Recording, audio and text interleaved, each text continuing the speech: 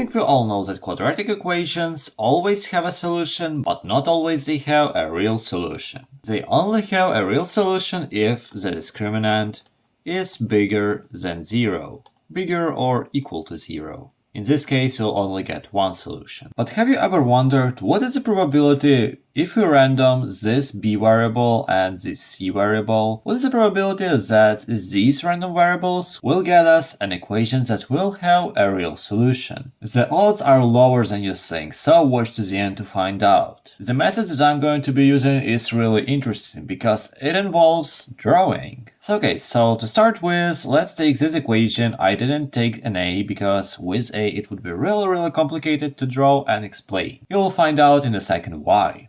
So let's write discriminant equals.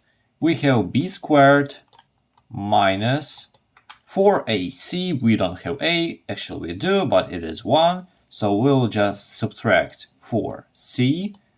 And in order for this to not have a real solution, this needs to be lower than 0. So, oh well, let's turn this into an equality. We'll get b squared is smaller than 4c. We'll just bring this minus 4c to the other side. And now let's divide each part by 4. We'll get b squared divided by 4 is smaller than c.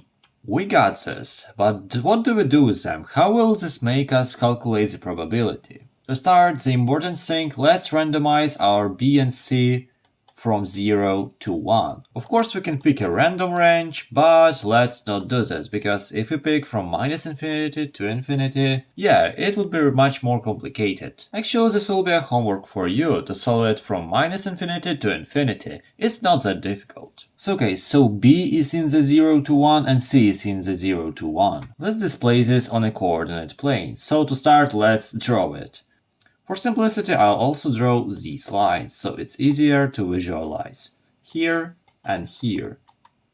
So we get this square from 0 to 1.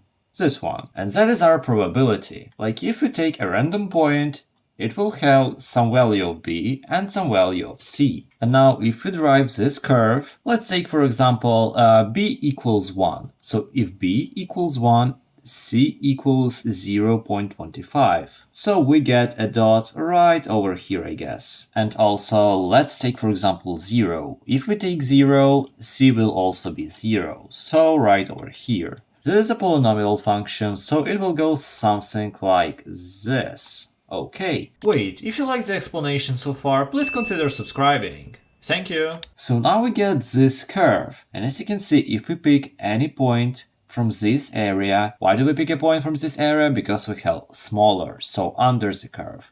If we pick a random point from here, the equation will be solved.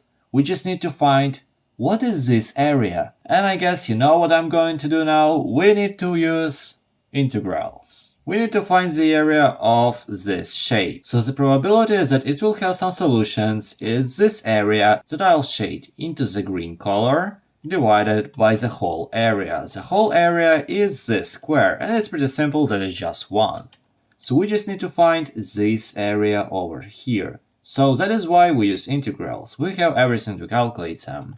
So we do integral from 0 to 1. We have this information, 0 to 1.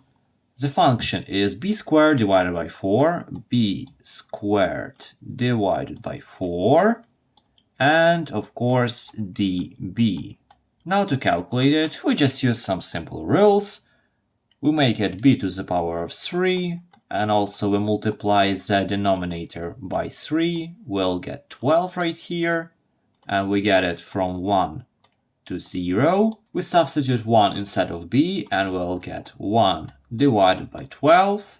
We substitute 0, we get 0 divided by 12. So what we get?